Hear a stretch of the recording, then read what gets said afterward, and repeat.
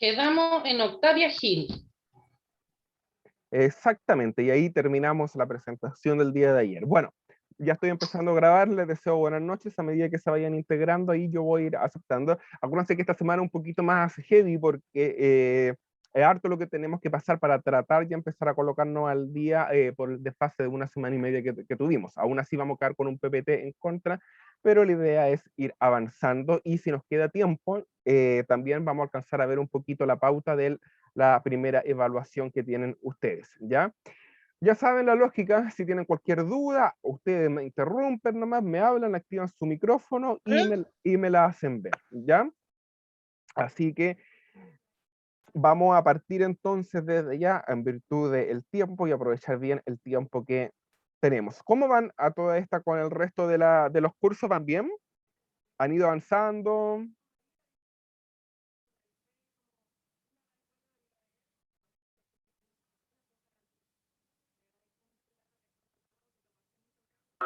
No sé, profe, si vamos bien con el resto de los cursos, pero yo sé que nosotros vamos bien igual. Perfecto. Estoy tratando de compartir la pantalla. Algo pasó. Espérenme, estamos compartiendo. Ahí sí.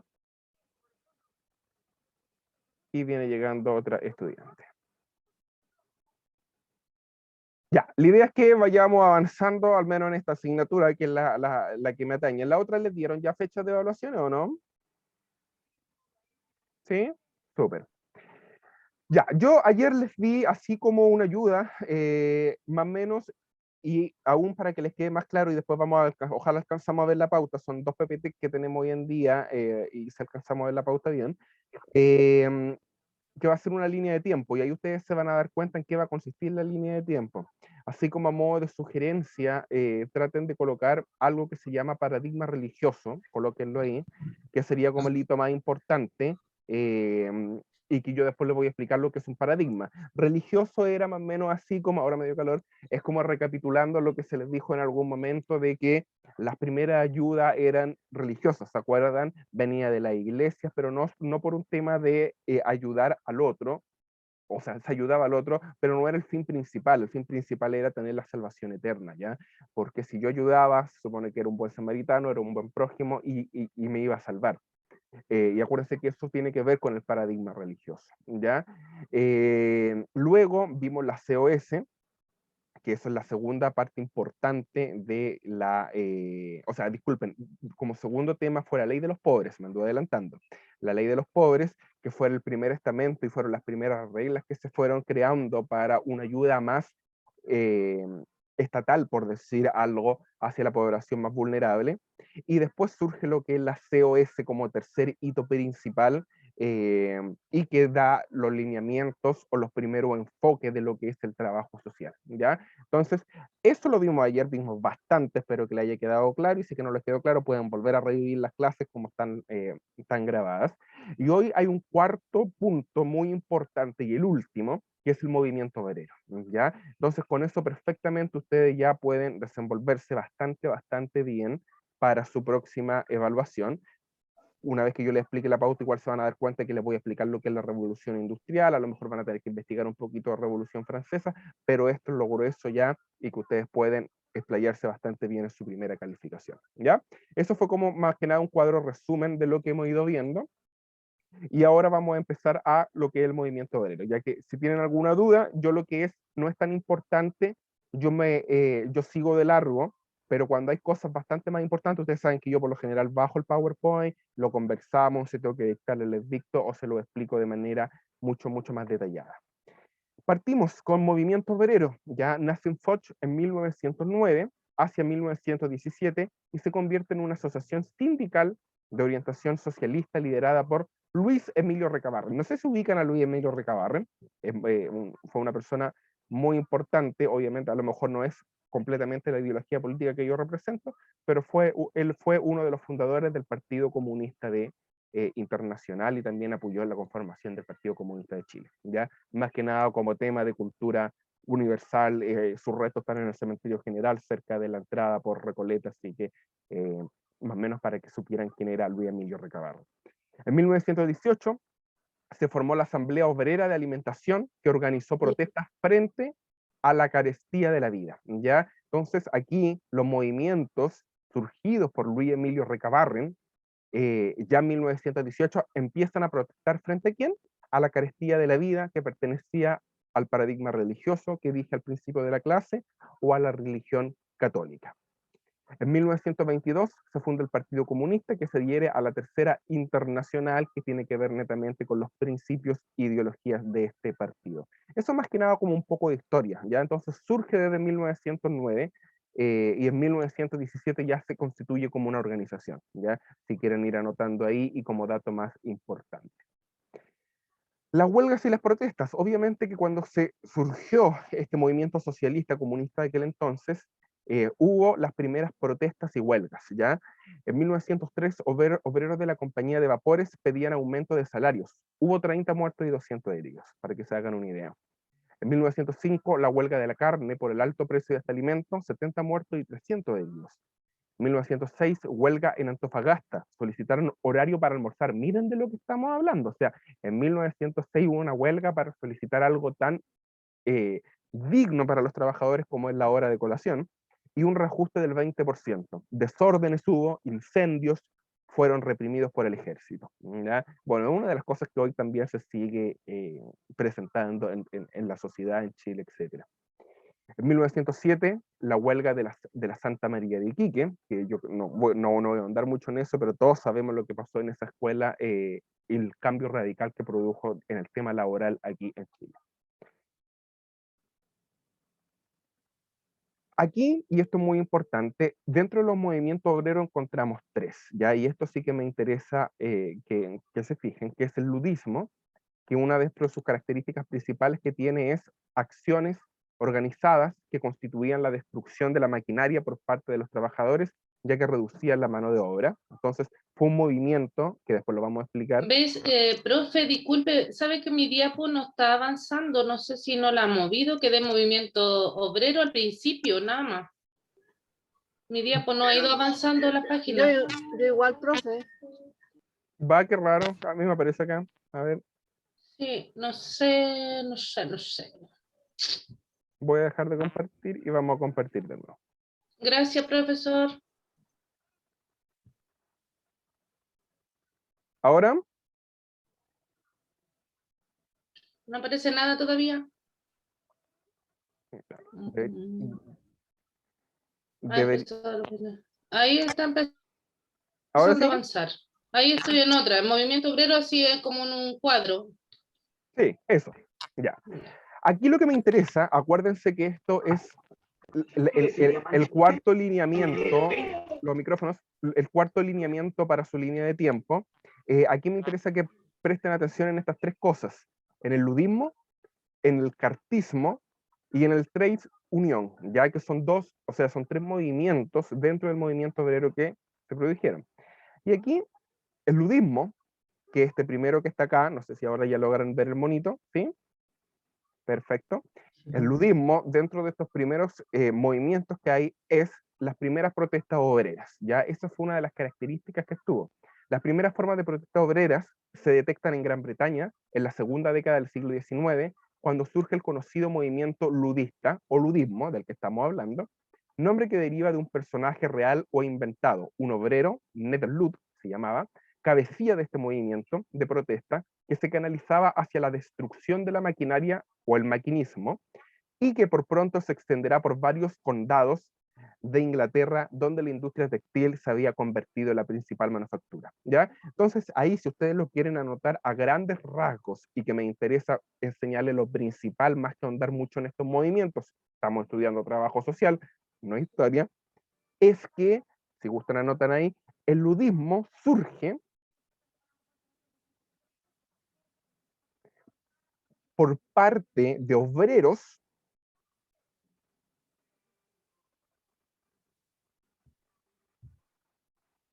para destruir la maquinaria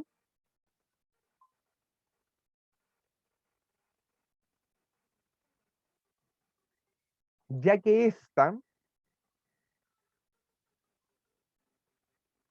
disminuía la mano de obra.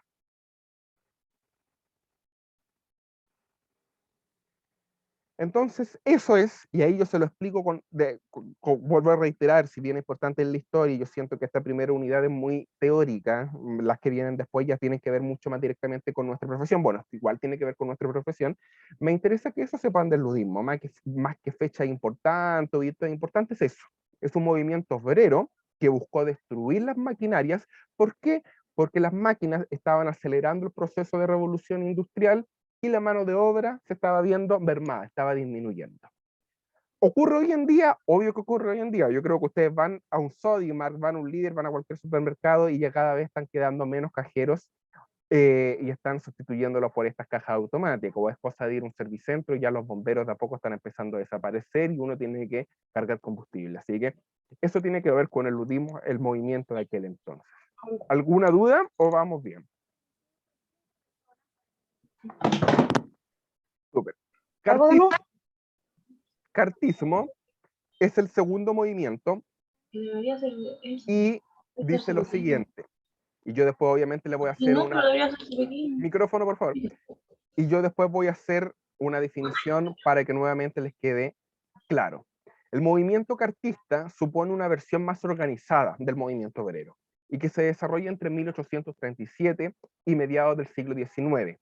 Debe su nombre a la denominada Carta del Pueblo, documento que llegó a conseguir la firma de cientos de miles de obreros y que era una petición elevada al Parlamento en la que se pedía el sufragio universal, el voto secreto, la igualdad en el valor de los votos.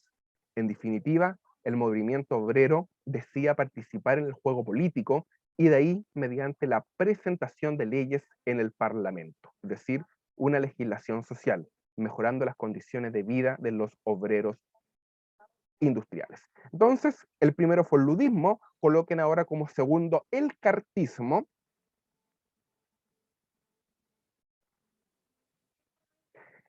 y coloquen ahí, queridos y queridas, es un movimiento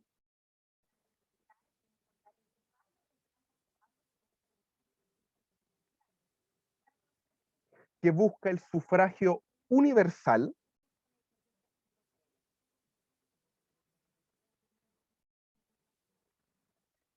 coma, para que los trabajadores tuvieran voz y voto.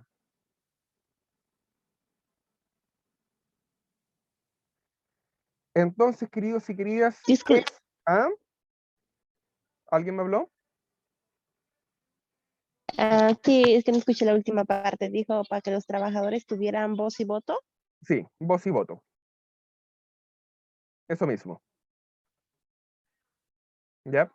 Entonces, este segundo movimiento, y que estoy avanzando ahí, que me interesa más que nada la idea fuerza, es un movimiento de los trabajadores, ya mucho más, ¿cómo decirlo?, un poquito más racional, ya no era mediante la fuerza, como fue el ludismo, que era destruir las maquinarias, sino el cartismo que lo que buscaba es que los trabajadores tuvieran voz y voto, y eso se hace mediante el sufragio universal, cuando uno elige a sus representantes, cuando uno elige a su presidente, a su Cámara de Diputados, al Senado, etcétera, etcétera. ¿Por qué? Porque si uno tiene la opción de decidir, va a poder también involucrarse en lo que es la política pública, que tengan mejoras en las condiciones salariales, ¿ya? Por eso que es importante, no solo en este entonces, sino a lo largo de la historia y en el presente, votar, ¿ya? Y yo aquí les quiero recalcar a ustedes como futuras y futuros colegas, tienen a lo mejor no ser militantes políticos, yo no les estoy pidiendo eso, pero sí que tengan una visión política, que tengan participación política, que tengan voz,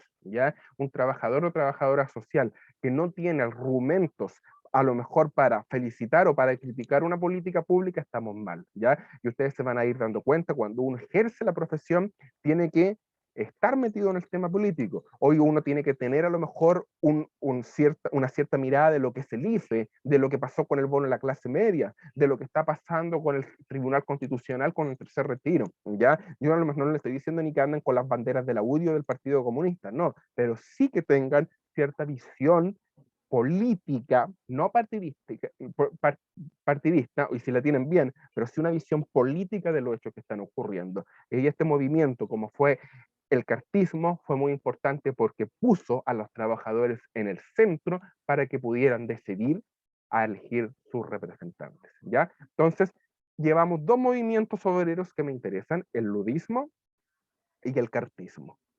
¿Va quedando claro? ¿O no va quedando claro este cuarto hito muy importante después del paradigma religioso, después del tema de la ley de los pobres, estoy recapitulando, después de la COS y ahora el movimiento obrero, que es el cuarto hito importante?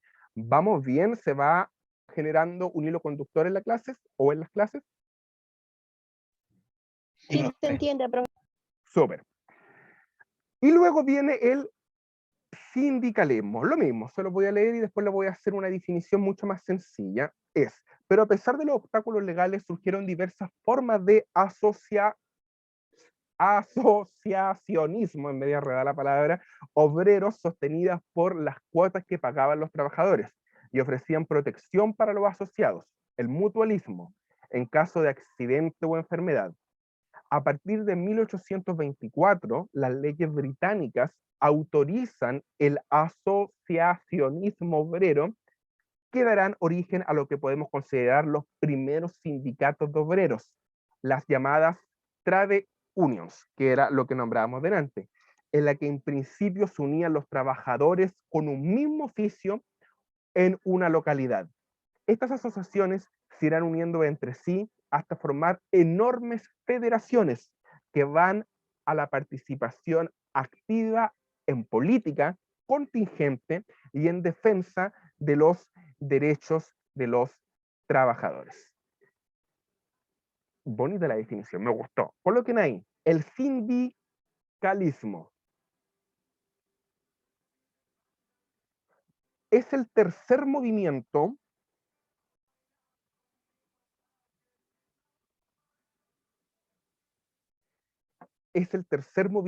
obrero que busca la asociación de trabajadores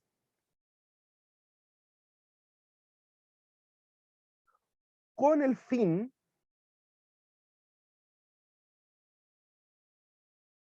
de buscar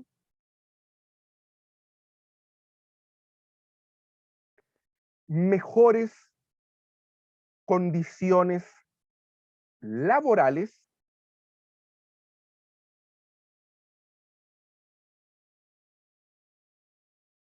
y de vida.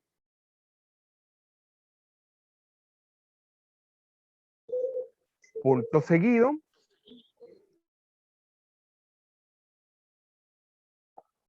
Un sindicalismo moderno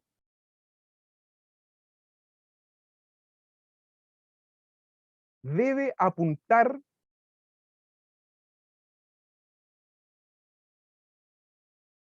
a las federaciones.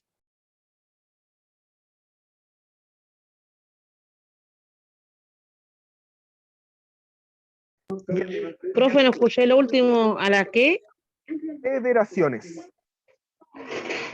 Gracias. Entre paréntesis, coloquen ahí las central unitarias.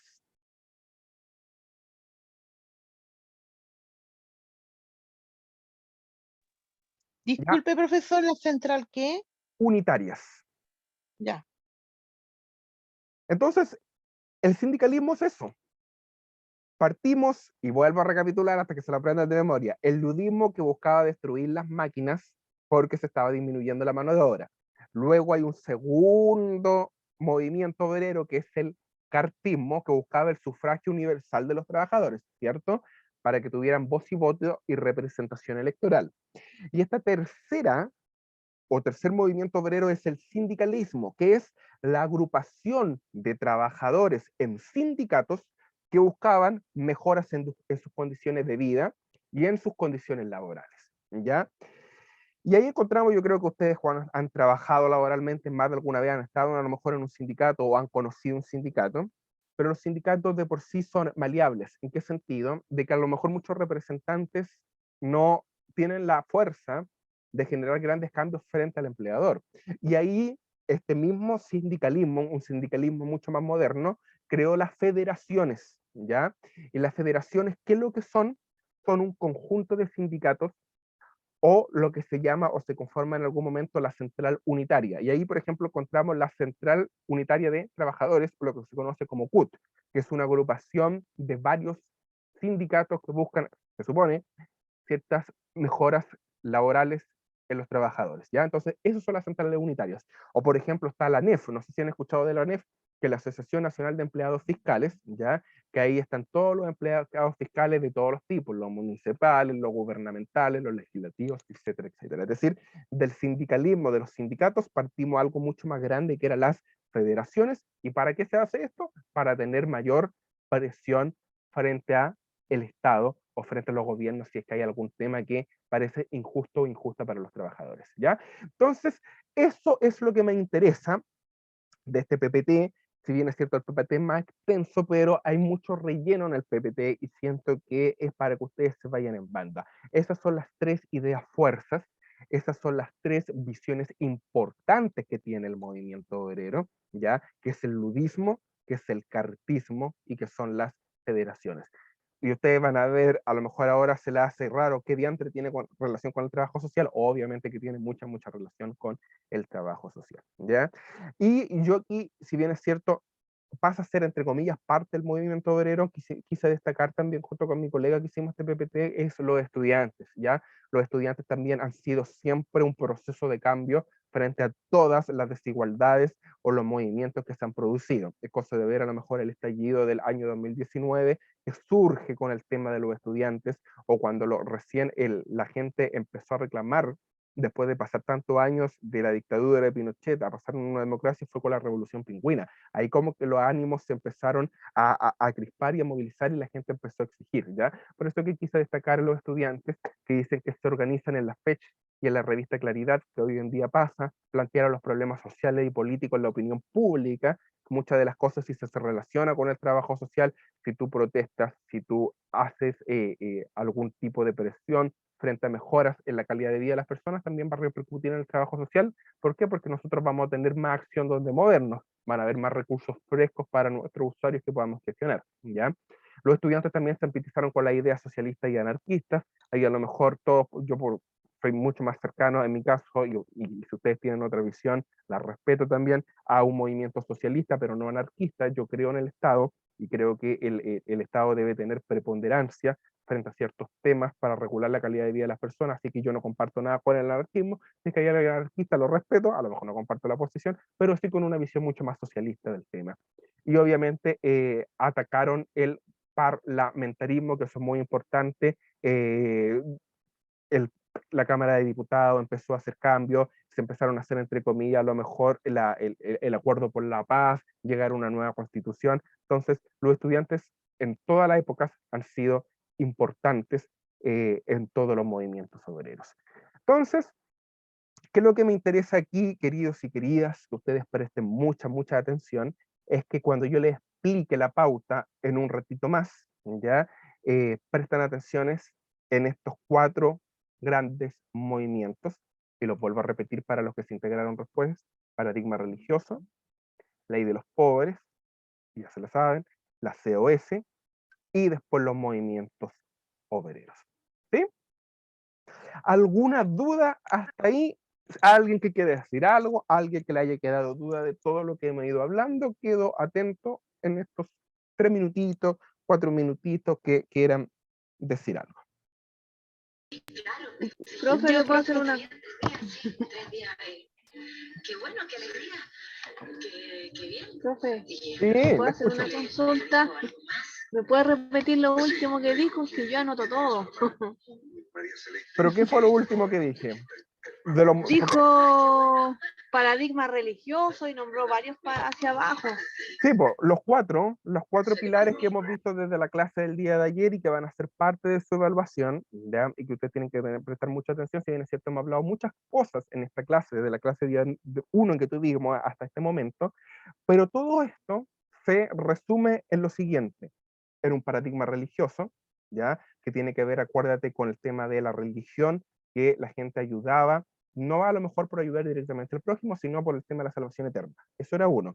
Después vimos la ley de los pobres, ¿se acuerdan? Que es la primera reglamentación que hay para ayudar a la gente más desposeída. Acuérdate que se cobraron los primeros impuestos, hubo las primeras leyes, etcétera, etcétera. ¿Ya? Entonces es algo mucho más formal. Ya no pasa por el tema religioso y la salvación eterna. Aquí se le da un carácter institucional en la ley de los pobres.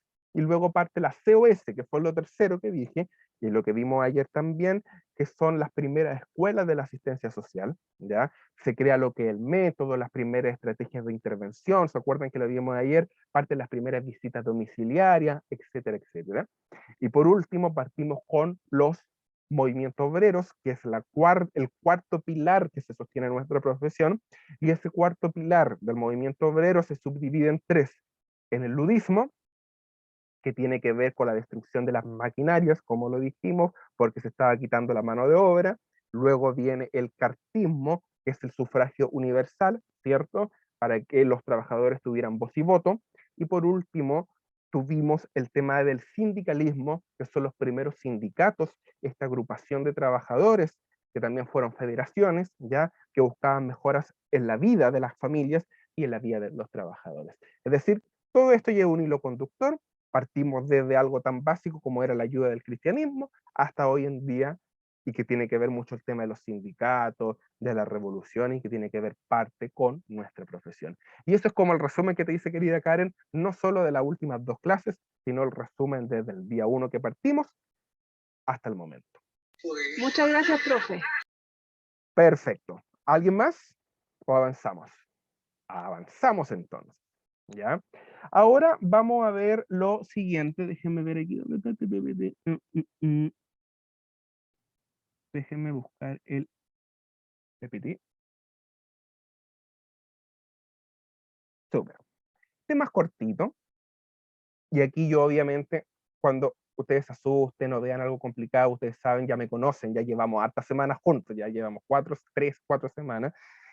Cuando hay algo complicado yo se los dicto o se lo explico y me detengo, ¿ya? Por eso que siento yo hasta el momento que no hay grandes dudas, y sí que se están quedando piolas porque no me quieren preguntar, pero sí trato de explicárselo de la manera lo más pedagógica posible.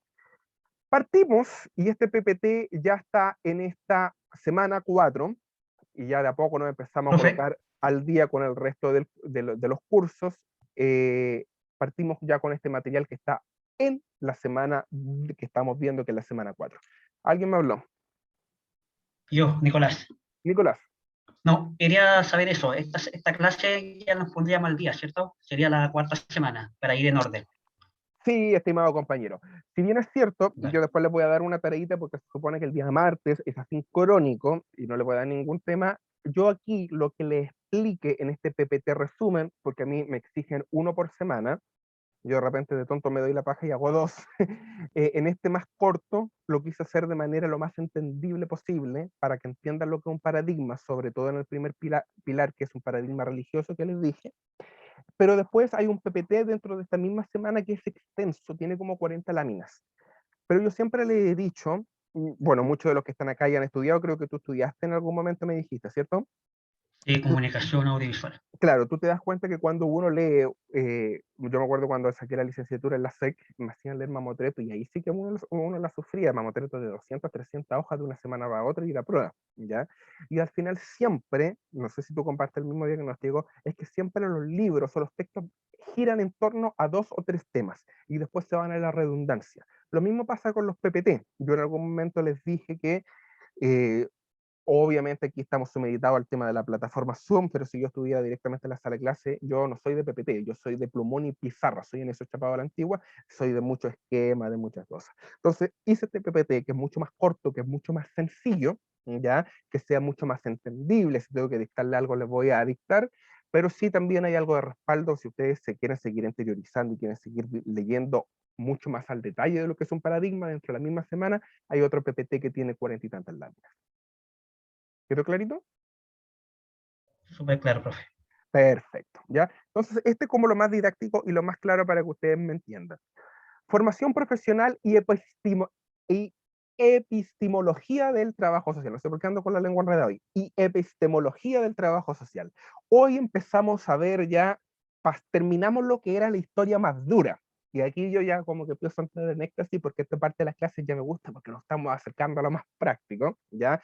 Lo más teórico, queridos y queridas, fue hasta lo que vimos minutos anteriores, ¿ya? Donde pasamos desde el paradigma religioso, desde la ley de los pobres, desde la COS, desde el movimiento obrero. Ahora ya partimos con algo mucho más práctico del trabajo social. Si bien es cierto, igual se van a hablar doctores, pero esto ya es lo más práctico. Pasamos todo como lo más árido que era la teoría y ahora nos vamos derechito por el tubo de aquí hasta que terminemos el semestre a lo más práctico de la profesión, ¿ya? Entonces, lo que vamos a ver ahora es formación profesional y epistemología del trabajo social.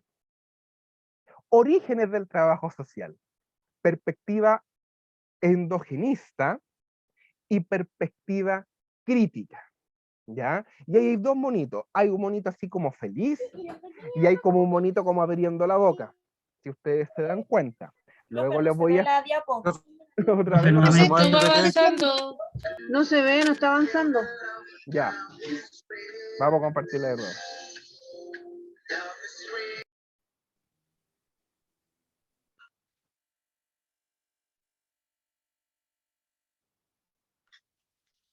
Ahora, dijera los primeros Ahora signos sí. que tengo, perfecto.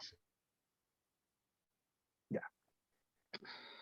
Ahí estaba, vamos a verlo desde el principio. Formación profesional y epistemología del trabajo social. Yo ya les dije que esto como ya lo más práctico, salimos de la historia y de los inicios. Ahora ya empezamos a ver lo que es, bueno, obviamente, y vuelvo a recapitular, que no es la historia que vimos desde el paradigma religioso hasta el movimiento obrero, pasando por la ley de los pobres y la COS, es parte de la profesión, pero esto ya es netamente trabajo social, ¿ya?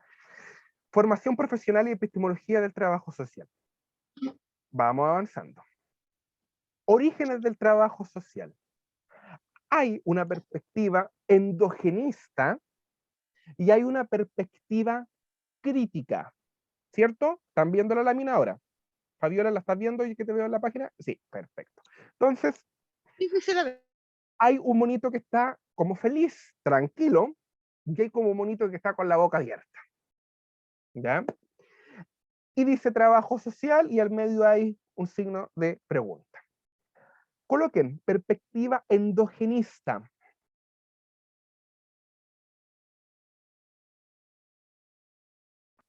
Dos puntos. Es la corriente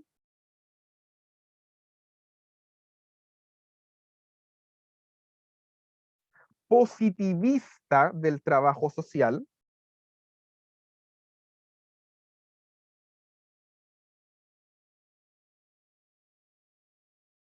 Y solo hace referencia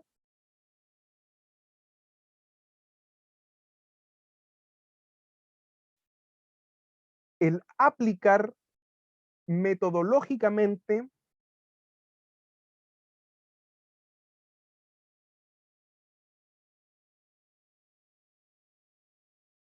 la profesión.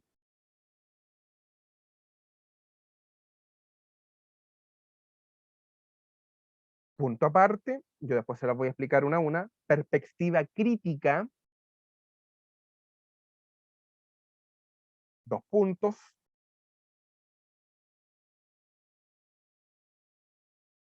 Se sigue ocupando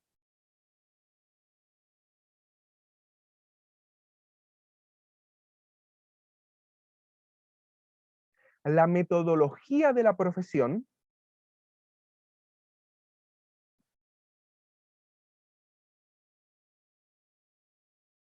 coma,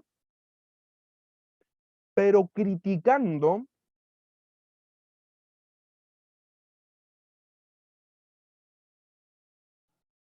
la estructura de poder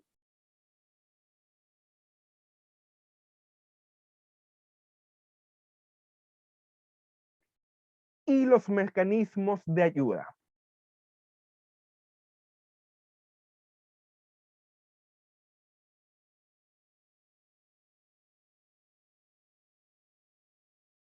Y lo vamos a explicar. Me encanta ya lo que empezamos a ver ahora, chiquillos y chiquillas, porque ya es parte ya más práctica de la profesión. La historia es importante, siempre lo he dicho, pero aquí ya nos vamos ya al énfasis y a la médula de lo que vamos a empezar a ver. El trabajo social, yo les quiero dejar en claro que tiene dos corrientes. Una endogenista y tiene una perspectiva crítica. Yo aquí se lo estoy explicando, no le estoy dictando nada, ¿ya? En la primera dijimos, y en esa definición que yo les acabo de dictar, para que les quede claro ahora, aún más, es que en esta corriente o en esta perspectiva endogenista, el trabajo social tiene metodología.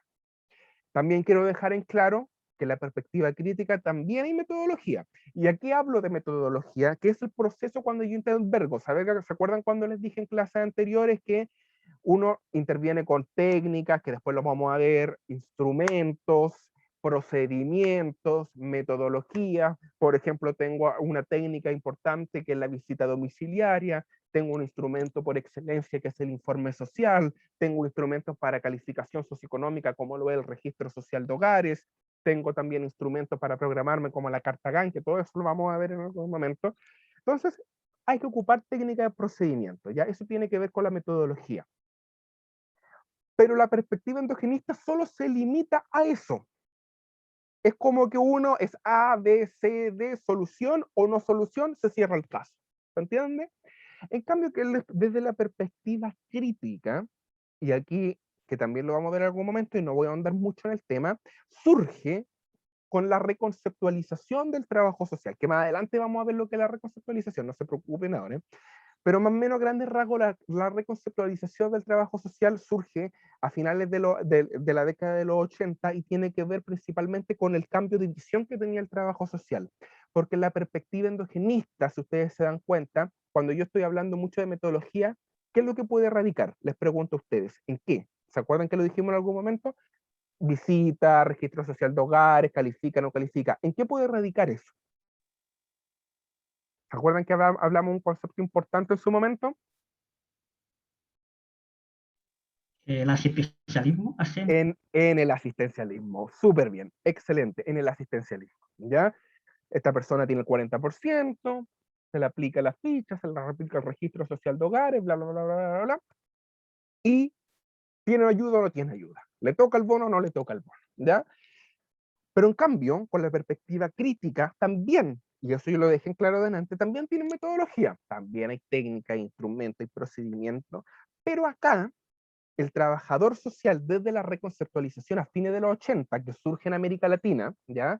Y no sé si a ustedes les da como eco por qué surge a los fines de los 80, es por cuando estábamos en plenas dictaduras o en decadencia de dictaduras en América Latina. Perú estaba en dictadura, Argentina estaba en dictadura, Chile estaba en dictadura ya, entonces la reconceptualización viene a refundar la profesión y desde la perspectiva endogenista hay una perspectiva más crítica.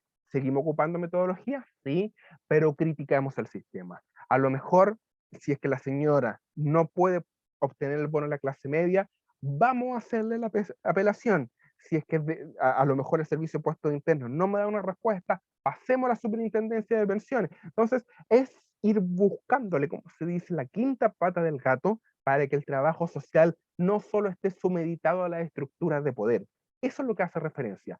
Por eso que el trabajo social hoy busca, esta profesión, colegas empoderados que busquen la transformación, y lo que decía adelante, que tengan algún tipo de no visión política partidista, o a lo mejor sí, pero sí una visión crítica política de las cosas. A lo mejor que si ustedes le preguntan en algún momento qué opina de que el gobierno haya ido al Tribunal Constitucional con el 10%, tener una opinión, sea la que sea, pero tener una opinión. ¿Se entiende? Entonces, esa es la visión crítica. A lo mejor no se van a conseguir grandes cambios, pero sí, si nosotros trabajamos con la vulnerabilidad de las personas, con la decadencia de las personas, sí al menos tener esta perspectiva crítica de que podemos llegar más allá y no solo sumeditarnos a lo que nos dice una cierta política pública. ¿Se entiende o no se entiende? Sí. Perfecto. Si tienen dudas, me las hacen ver. Concepciones del trabajo social. El trabajo social es arte, es profesión, es tecnología y es ciencia. ¿Ya? ¿Por qué es arte? Coloquen ahí, arte, 2 puntos. ¿Por qué el trabajo social es arte? 2 puntos.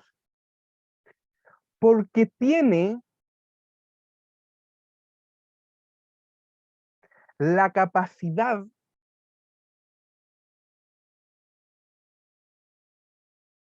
de flexibilidad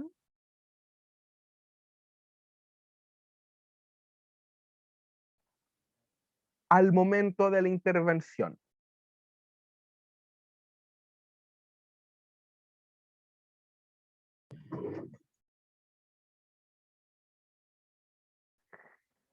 Se los explico. ¿Se acuerdan que en algún momento, creo que fue la primera clase que se los dije, que el trabajo social es arte? Porque si bien es cierto, nosotros estamos sometidos a un proceso, por ejemplo, a una persona, y creo que les di este mismo ejemplo en una clase, se le quema una familia en la casa. Y Dios lo que era, nadie nos pasa. Se le quema la casa. ¿Qué es lo que ocurre directamente a las personas? Al municipio, ¿cierto? Al departamento de emergencia del municipio. Y supongamos, ¿qué pasa si el municipio está quebrado o el municipio, ocurre mucho en estas fechas, ha tirado las platas por aquí o por allá para el tema de la campaña? No va a haber gestión de ayuda para esa familia, ¿cierto? Entonces, cuando hacemos referencia que es arte y que nos permite cierta flexibilidad al momento de la intervención, ¿qué es lo que estamos diciendo? Es que nosotros podemos buscar unas segundas, terceras, cuarta instancia, agotar todas las instancias posibles para que esta familia pueda tener una solución a su situación problema.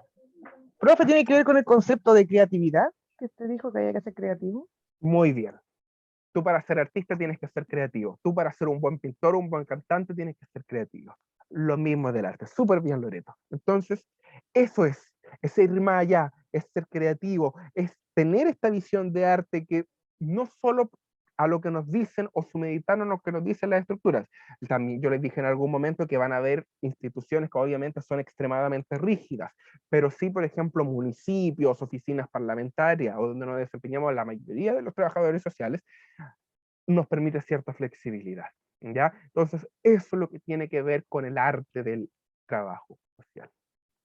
¿Alguna duda que no haya quedado claro? ¿Alguien que quiere decir algo? Perfecto. Profesión. No se los voy a dictar, está de más decirlo, somos una profesión.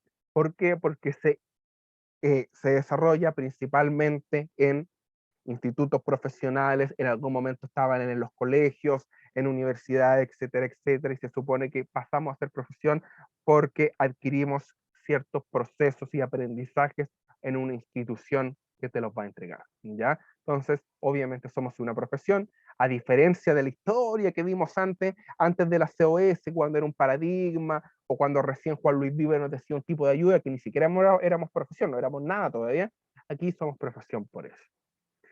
Luego, somos ciencia, pero al mismo tiempo somos tecnología social. Y aquí yo se lo voy a dictar porque estas dos van de la mano. Entonces, coloquen ciencia, guión, pueden colocar tecnología social.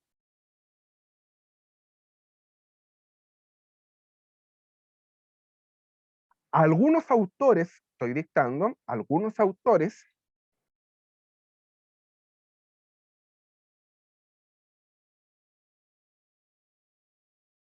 señala que somos ciencia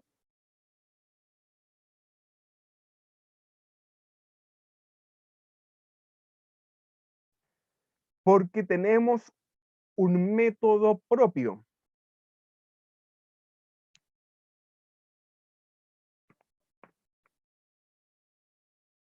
Versus otros autores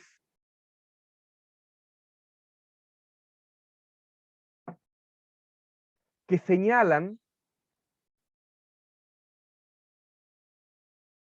que somos tecnología social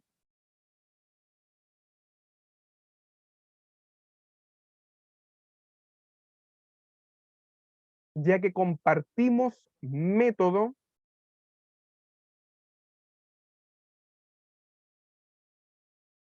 de otras profesiones de las ciencias sociales.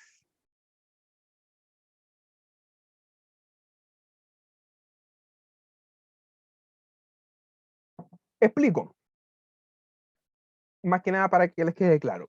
¿Por qué quise yo dictarle estas dos cosas en conjunto?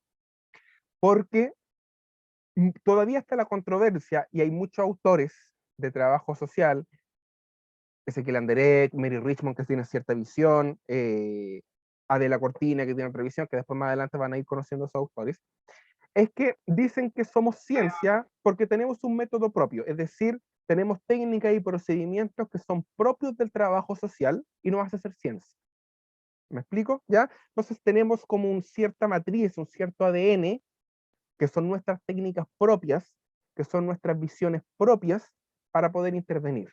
Y eso automáticamente nos hace ciencia. ¿Ya? Y dentro de estas técnicas puede estar la visita domiciliaria, la observación participante, que yo tengo que pasarse en algún momento, la entrevista, etcétera, etcétera. ¿Ya? Entonces, que son propias del trabajo social. Entonces, somos ciencia. Versus, hay visiones de otros autores que dicen que somos tecnología social. Y aquí está la diferencia. Hay otros autores que plantean que lamentablemente no somos ciencia, somos tecnologías. ¿Por qué? Porque estas técnicas y estos instrumentos que tenemos se comparten con otras ciencias o profesiones de las ciencias sociales. Ejemplo, psicología, el tema de sociología, el tema de derecho. Si ustedes se dan cuenta, sus mallas están estructuradas de tal forma que vayan paralelas con psicología y con un ramo de derecho. ¿Ya? Entonces, ahí están las controversias de los autores. Algunos dicen, no, la observación participante es propia de la psicología. La entrevista es propia de los psicólogos, no es propia del trabajo social. ¿Ya?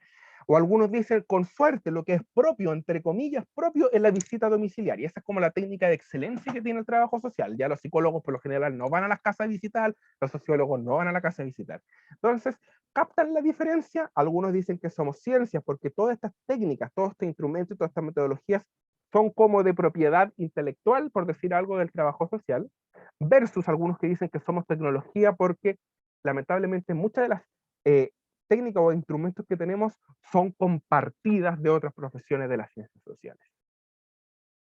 ¿Se entiende? ¿Ya? Entonces, si ustedes me preguntan qué es lo que creo yo creo que todavía somos tecnología social. ¿Ya? ¿Por qué? Porque muchas de las técnicas o instrumentos que ocupamos se ocupan en otras profesiones. Lo que tiene sello propio es la visita domiciliaria. Lamentablemente el trabajo social, yo creo que, y muchos colegas pensamos lo mismo, está estancado, muchos docentes pensamos lo mismo porque no hay muchas publicaciones, no hay mucha información nueva. La única autora que escribe y que es más contemporánea de la Cortina. Ezequiel Anderek, un viejito que apenas se puede parar y seguimos estudiando Ezequiel Anderek, ¿se entiende? Entonces, si queremos ser ciencia, la ciencia va evolucionando y la ciencia va publicando, ¿ya? Entonces, esa es la controversia que hay hoy en día. Entonces, si ustedes les preguntan, ¿qué diantre es el trabajo social? O es ciencia, argumentando esto, o es tecnología. ¿Ya? ¿Clarito? Evelyn, ¿alguna seña? ¿Clarito? Claro. Perfecto. Clarito. Súper. Continuamos. Se ve, ¿cierto? ¿Se ve? ¿Sí? Sí. La concepción, aquí no alcanzo a ver la lámina que me dice, del trabajo social, responde a un escuadre positivista, liberal y reduccionista cartesiano que privilegia la práctica y la acción. Dicho enfoque tecnológico implica se lo voy a leer y después se lo explico, subalternidad del trabajo social, la sumisión a crítica y a reflexiva. El trabajo social entonces es un operador de métodos y técnicas que interviene en lo inmediato y evidente. La tecnología solo representa un recurso al trabajo social, mecanicista, de corte cartesiano. Yo sé que es un poquito enredado, pues lo voy a explicar. Por el contrario, la fuerza de la reflexión es la que crea un conocimiento y eso permite la disciplina. Se lo explico en palabras sencillas, lo que se quiso decir en ese párrafo. Se lo explico más que nada. Al ser tecnología social, ¿ya? Se supone que uno está sumeditado a hacer siempre lo mismo, a no ir más allá, ¿se entiende? Y eso es que eso pasa a ser como una corriente positivista, que lo vamos a ver la próxima clase cuando le hable de fenómenos sociales.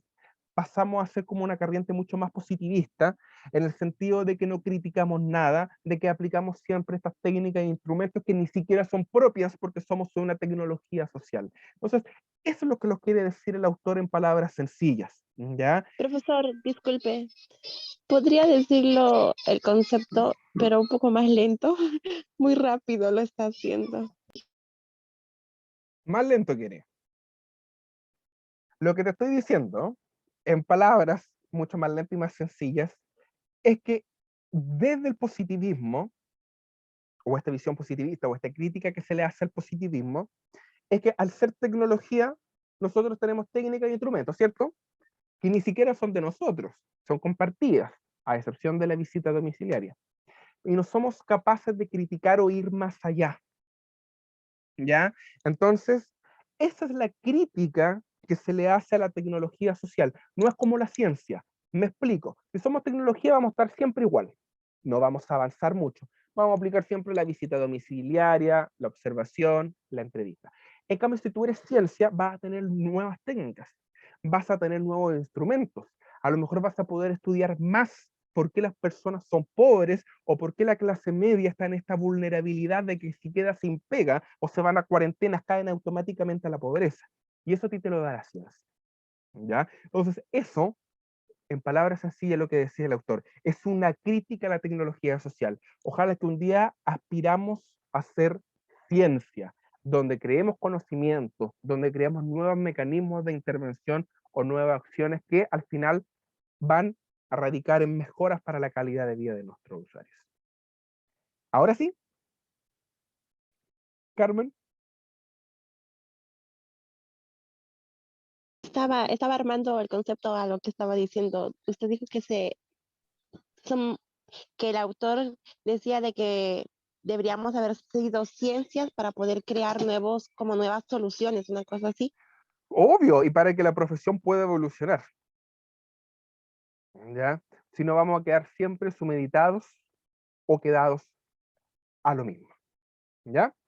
E incluso, mira, aquí avanzando a la próxima lámina, que la idea es que, ojo Carmen, la idea es que cuando yo dicto, ustedes anoten, pero también es que aquí vayan anotando la idea fuerza de lo que yo voy diciendo, ¿ya? Acuérdense que en la educación superior uno va anotando mucho los apuntes, ideas fuerza y los conductores que a ti te van sirviendo. Obviamente que yo se lo voy aplicando de manera lo más pedagógica posible, como cuando les repetí desde que partimos con el tema del paradigma religioso hasta los movimientos obreros, era para que llevaran un orden.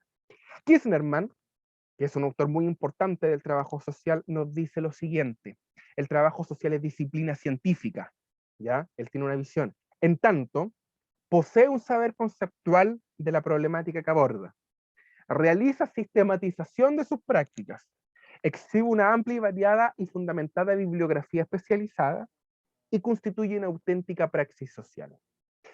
En palabras sencillas, queridos y queridas, para que aquí no redundar en esto, para que se les pueda complicar, muchas de las cosas que dice Kirchnerman hoy recién se están haciendo. ¿Hay bibliografía especializada, como se los dije?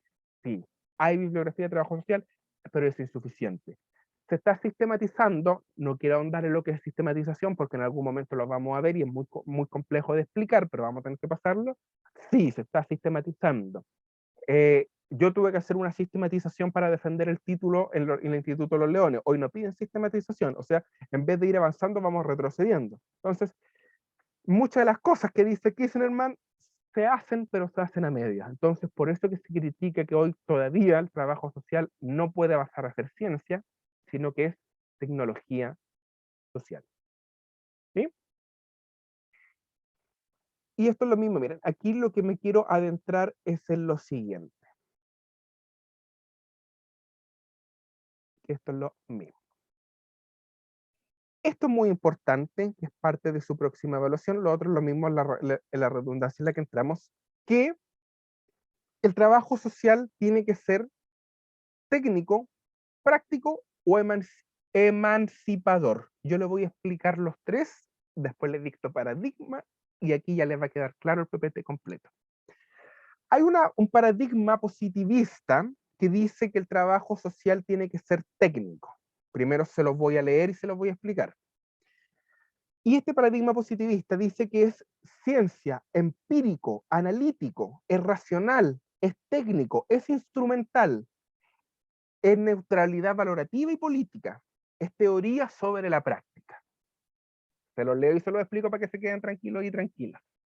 Luego hay otra visión paradigmática que el trabajo social tiene que ser práctico, es que tiene que ser interpretativo, tiene que haber ciencias hermenéuticas, como dice ahí, tiene que haber racionalidad práctica, debe haber comprensión del medio sociohistórico y aspectos valóricos.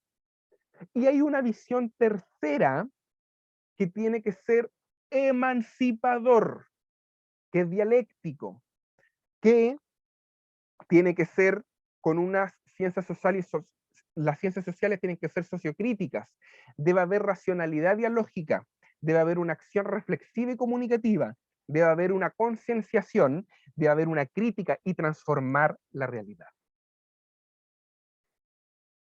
Que me responda eso tiene un 7. Nada, se lo voy a explicar en palabras más sencillas. Paradigma, 2 puntos. Si estamos hablando de paradigma, ¿qué diantre es un paradigma? Yo se los voy a explicar. En palabras sencillas. Paradigma, 2 puntos.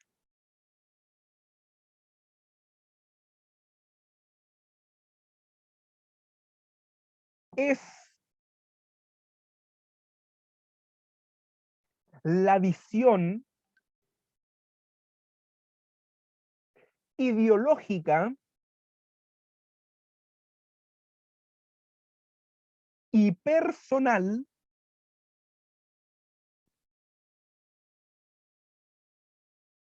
que tienen los individuos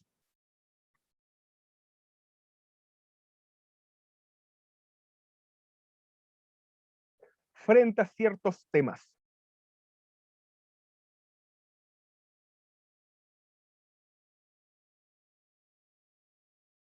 Entonces, eso es un paradigma, hasta ahí dicté, y se los voy a explicar, eso con las palabras más claras posibles. Es la visión ideológica y personal que tienen los individuos frente a ciertos temas, ¿ya? María Angélica, me levanta la mano, ¿sí o no? ¿Está de acuerdo con el matrimonio igualitario? Edith Mella, ¿está de acuerdo con el aborto libre? La verdad. Sé que todos pensamos distinto y todo respetable. Perfecto, súper. Andrea Cortés, ¿está de acuerdo con el impuesto a los súper ricos? Ya. Entonces, si ustedes se dan cuenta, el paradigma es una visión ideológica que yo tengo frente a ciertos temas. Se lo voy a explicar como una vez me lo explicó un profesor de trabajo social. Son los lentes que yo me coloco y con los cuales miro el mundo. A lo mejor yo tengo un paradigma o una visión mucho más progresista. Por ejemplo, yo estoy de acuerdo con el tema del matrimonio igualitario. Yo estoy de acuerdo con el aborto en 3 causales. El aborto libre me genera ciertas discrepancias todavía, a lo mejor porque no me he interiorizado del tema, en eso yo les soy bien honesto. ¿Ya? Sí estoy de acuerdo con el impuesto a los súper ricos. Entonces, mi paradigma, mi visión de mundo, entre comillas, podría ser progresista, ¿cierto? Y eso es un paradigma. En mi visión política o en mi visión de un individuo, es decir, yo que tengo frente a determinados temas. Supongamos yo tengo una visión mucho más conservadora, un paradigma conservador. Y este lente con el cual yo miro el mundo, mi visión política, ideológica, etcétera, etcétera, es conservadora. Entonces estaría en contra 100% del matrimonio igualitario, 100% de todo tipo de aborto, y estaría también en desacuerdo si tengo una visión mucho más conservadora de un impuesto a los súper ricos. ¿Por qué? Porque esta visión me podría decir que se puede alejar la inversión extranjera de los países. ¿Se entiende? Entonces, eso es un paradigma. Es mi visión que yo tengo frente a determinados temas, en mi ideología que yo tengo frente a un determinado hecho. Si yo les pregunto en la evaluación qué es un paradigma religioso, era eso, era la visión que tenían en aquel momento que para lograr la salvación eterna frente a Dios era ayudar a los pobres. Solo así yo me podía acercar al reino de los cielos, como se decía en algún momento. Entonces, eso es el paradigma, ¿se entiende? Mi visión ideológica y personal, y se destaca en eso que yo tengo frente a un determinado tema. ¿Quedó claro lo que es un paradigma? ¿Ya? Entonces, ahí Sí, profe. ahí ustedes ya tienen buena parte de la evaluación lista con el paradigma religioso. Si no sabían lo que era un paradigma, era eso. Era la visión que tenían estos individuos en aquellos tiempos y los paradigmas hay hoy en día. Y aquí yo les compartí en algún momento esto. Se está viendo, ¿cierto? Carmen, ¿se ve? Hágame un sí o no con la manito. ¿No la mía? Sí. ¿No? Sí. Ya sabiendo lo que es un paradigma, ya saben, es una visión política, ideológica, personal que yo tengo frente a determinados temas, y obviamente que si yo me junto con personas que piensan igual, ya no va a ser solo un paradigma personal, va a ser un paradigma colectivo. De ahí surgen los partidos políticos, ¿cierto? Son personas que piensan más o menos de manera similar. Y dentro del trabajo social encontramos estas tres visiones: un paradigma técnico positivista, un paradigma práctico interpretativo, un paradigma emancipador, y que hay otras definiciones hacia abajo. Pero yo vuelvo a dárselo de manera... Espérense que me llegó un aviso de Zoom. Sigo en Zoom, ¿cierto? ¿Sí? ¿Que alguien me hable? Sí, Que me llegó un aviso que su sesión se había terminado, ¿no? Entonces, la visión técnica, coloquen aquí, o paradigma positivista, que también se conoce de las dos formas, yo lo quiero dejar claro, pero en la visión técnica, o paradigma positivista, dos puntos, se conoce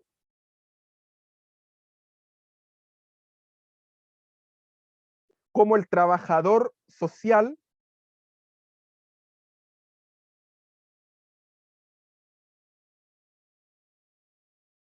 debe sumeditarse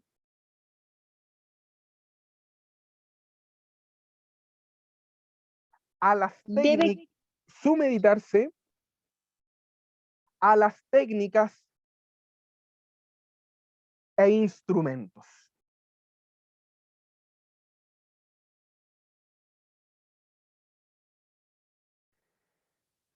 Y se lo vuelvo a explicar, ahora ya dejé de dictar. Aquí era lo que le decía delante, es la metodología. ¿Se acuerdan que lo dijimos? Yo hago una visita, yo veo, observo la calidad, hago un registro social de hogares, la persona me califica en el 40%. Listo, eso es objetivo, eso es técnico. Yo vi esto, vi que la persona tiene ingresos con 375.000 pesos en la liquidación de sueldo, me va a arrojar un tema técnico, ¿cierto? Entonces, esa es la visión técnica o paradigma positivista. ¿Alguna duda? No es más que explicar que eso. Técnico, positivista, es objetivo. Hago algo, hago una visita, veo a la persona, va a arrojar cierto porcentaje de vulnerabilidad. ¿Sí? ¿O no? Chicos, Sí, profe.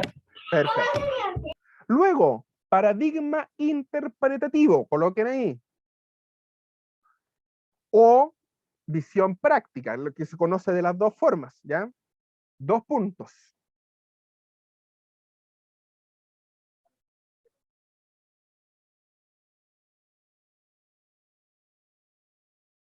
Es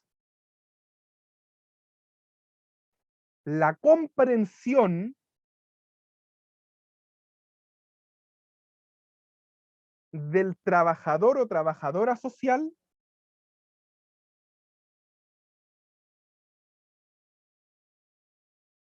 frente a determinadas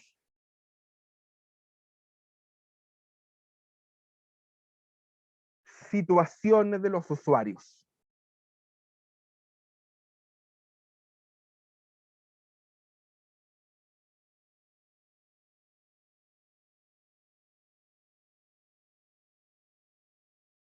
Se lo explico.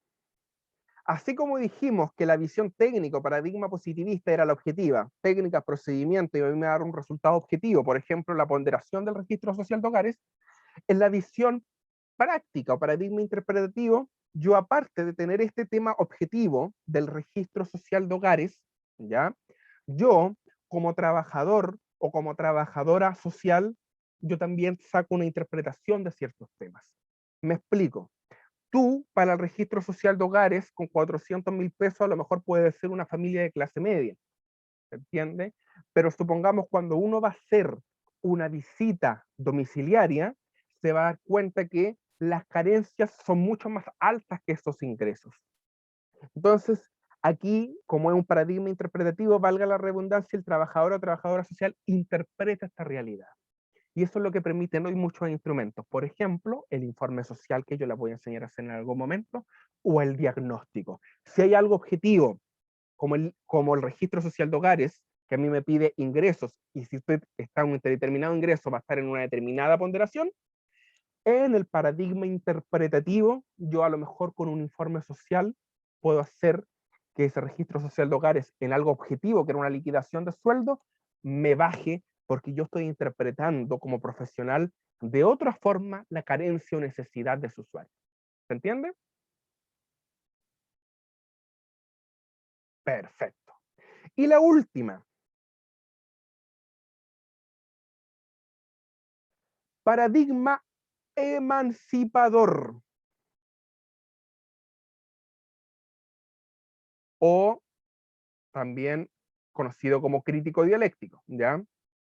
El trabajador social, o trabajadora social, como ustedes le quieran colocar, trabajador social, hace una constante crítica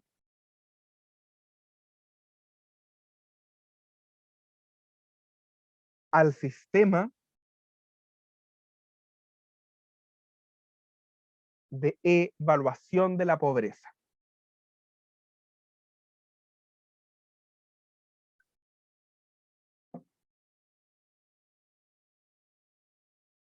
Era lo que conversamos delante. Aquí el trabajador social tiene una visión crítica, a lo mejor trata de movilizar recursos por otra parte, critica los tipos de ayuda que se están entregando hoy en día. Entonces, cambiamos ya desde una visión positivista que es técnica. Yo solo quedo a lo Fabiola, yo solo quedo a lo que me dice el registro. tengo que meterme a la clase.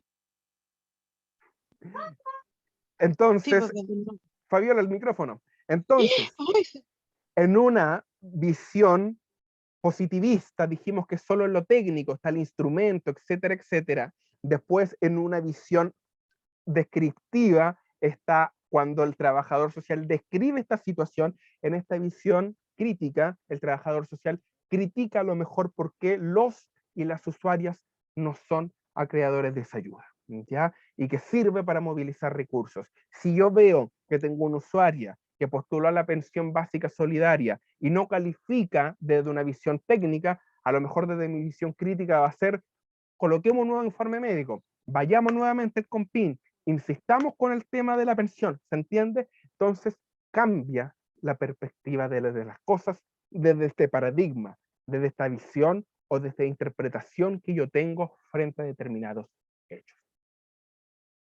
¿Quedó claro? Perfecto. ¿Alguna duda que alguien me la haga ver? Yo ¿Qué no le quedó claro, Evelyn? no alcancé a copiar lo último que dijo. Que la visión crítica, más que nada, es cuando el trabajador social critica, te lo estoy dictando a lo mejor no con las mismas palabras, porque yo lo que te voy dictando, critica los procedimientos técnicos de ayuda para los usuarios. Es decir, yo no me quedo solo con el tema objetivo, no me quedo desde una visión positivista solo con el registro social de hogares. A lo mejor yo en otro paradigma interpreto que esta gente gana 400.000 pesos, pero no son lo suficiente. Entonces me voy al otro paradigma crítico y yo critico la situación. Busco alternativas de solución para las personas. ¿Todo claro? Ok, sí, gracias, profe. Perfecto. Y con esto, queridos y queridas, en resumidos, y la idea fuerza de las clases, hemos quedado paralelos a los otros cursos, ¿ya? ¿Qué es lo que viene? La próxima semana vamos a hacer la distribución de los grupos, o sea, vamos a explicar en detalle la pauta, yo ahora se las voy a mostrar así a vuelo de pájaro, me van a dar los nombres de los grupos, vamos a armar eso, y vamos a ver fenómenos sociales, que es lo último, y que ya ustedes se están dando cuenta que ya nos estamos acercando mucho más a cosas de la profesión, fenómenos sociales, y con eso estaríamos cerrando la primera unidad para irnos, o para irse ustedes, mejor dicho, Profe. a las evaluaciones. Karen. Profe, yo todo lo que usted dictó lo acabo de mandar al WhatsApp, Ah, por si excelente. alguien se lo perdió. Y yo te encargo la asistencia. Ya. Ya, entonces, vamos a compartir acá. No, esa es la de grupo que tengo acá, espérense. Dejamos de compartir pantalla.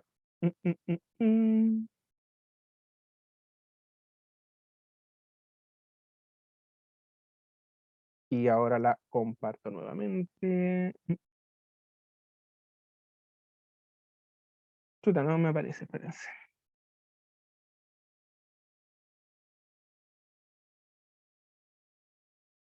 Espérense un poquito porque no me está. Vamos a reducir un poquito el zoom.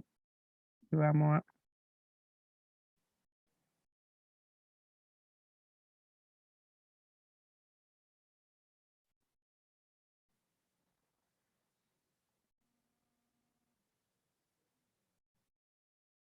Espérense, chiquillos, estoy buscando la prueba que no me aparece.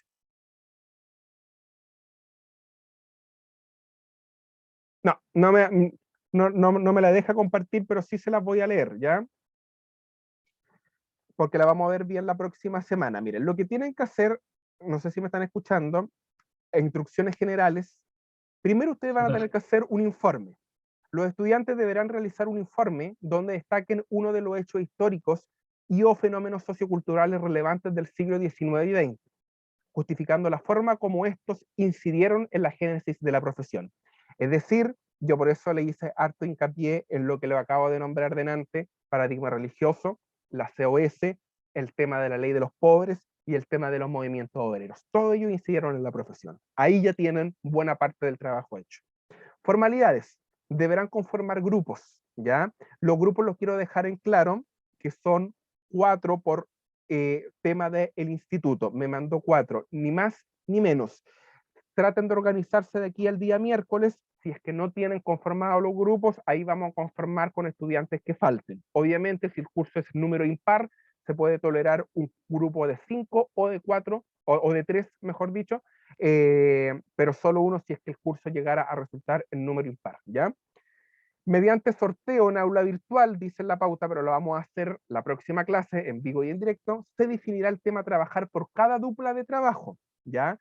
Y los temas a tratar son los mismos vistos en la primera unidad: Revolución Francesa y Trabajo Social, Revolución Industrial y Trabajo Social, Paradigma Religioso y COS, Movimientos Obreros y Trabajo Social, ¿ya? Entonces, ¿qué son los temas que hemos ido viendo? Cuyo grupo de trabajo deberá entregar un informe escrito de máximo 4 páginas, incluyendo la portada, siguiendo las siguientes formalidades: justificado, interlineado, hoja tamaño carta, citas en normas APA, ¿ya? Y cada dupla deberá realizar una introducción en base a su tema, o cada grupo, mejor dicho, identificando las principales características del mismo, señalar la relación que tuvo el hecho histórico y fenómeno con la génesis del trabajo social, que eso es lo que debe llevar el trabajo, realizar una línea de tiempo identificando los principales hitos al tema a tratar, y plasmar una breve conclusión indicando su juicio, la influencia del hecho histórico y el hecho histórico o fenómeno social actual. Eso en palabras sencillas. Es un informe de 4 páginas, incluida la portada, donde yo le hago 4 preguntas, donde van a tener que elegir, o vamos a elegir la próxima semana, estos temas que hemos visto: Revolución Francesa, Revolución Industrial, y eso se conecta directamente con el paradigma religioso, ¿se acuerdan? Y con la ley de los pobres, ¿ya? También la COS, que se le pide en algún momento, y el tema de los movimientos obreros. Es decir, todo lo que hemos visto. Y ahí van a tener que hacer una línea de tiempo, una conclusión, una introducción y lo vamos a explicar con mayor detalle en la pauta. No es difícil si ustedes se dan cuenta, no es complicado, es todo lo que hemos pasado, es todo lo que está en aula virtual y es todo lo que está grabado en clases, ¿ya? Yo la próxima semana, el día miércoles, les voy a explicar la pauta con mayor detención, reproduciéndola, me arman los grupos. La próxima semana yo, al partir la clase, les voy a pedir a ustedes que me vayan dando los nombres de los grupos, vamos a distribuir los temas para que tengan una semana en hacer este informe, que tienen el suficiente tiempo, es un informe relativamente corto, en 4 es como una página, menos de una página por cada uno de ustedes, y lo entreguen en la clase que corresponde. ¿Sí? Pero no es nada difícil, es todo lo que hemos pasado, ¿ya? Y lo único que nos quedaría por ver es fenómeno social la próxima semana, más la pauta, eso incluso les va a ayudar para hacer aún mejor su informe que tienen que entregar, ¿ya? Está además decir que ese informe se entrega y lo vamos a revisar directamente en el día de las clases que corresponden en la semana de evaluación que es la 6, ¿ya? Eso. Profe, Karen. ¿cuántas personas por grupo dijo? 4, ni más ni 4. menos. Ya. Ya, Profe, consulta, ese ya, son 4 personas por grupo, ¿cierto? Cierto. Y usted dijo que era, va a dar un tema por 2 personas, o sea, en un grupo van a haber 2 temas, o es un tema por los 4 personas del grupo. Un tema por los 4. Ah, perfecto. ¿Ya? Gracias, profe. Eso, así que ahí pónganse de acuerdo, el día miércoles vemos el tema de los grupos, los temas, si hay grupos que están incompletos, lo ordenamos, ¿ya? Y explicamos la pauta y vemos fenómenos sociales que nos quedaría para cerrar la unidad antes de la primera evaluación. Eso, chiquillas, chiquillos, que tengan un muy buen de semana, ha sido un gusto como siempre, espero que estén aprendiendo, ¿ya? Porque ustedes me dicen que sí, yo en eso me estoy quedando tranquilo, ojalá que estén interiorizando los temas, yo trato de buscarle las 5 patas al gato y explicarse de la manera más pedagógica posible para que se vaya entendiendo el tema, ¿ya? Buenas noches. Buenas noches. Chao, profe, gracias. Chao, profe. Chao, chao.